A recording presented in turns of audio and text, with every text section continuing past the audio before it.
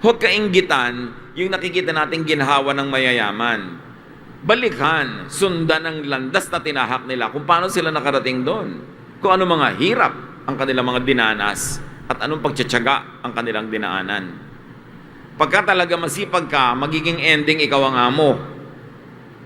Pag tamad ka, hindi ka creative, walang kwenta ang ginagawa mo, habang panahon na utos-utosan ka na lang. Hindi ka umaasenso. Sa bagay, ang lahat naman utusan, kahit nga executive sa malalaking company, utusan din yun dahil may boss pa rin yun. Pero ang mahalaga, umaangat naman yung lagay mo sa buhay at mas iginagalang ka naman ang habang nagtatrabaho. Wala namang taong walang amo. Di ba kahit nga presidente ng bansa may boss? Ganun talaga. Pero ang point, umaasenso ka ba?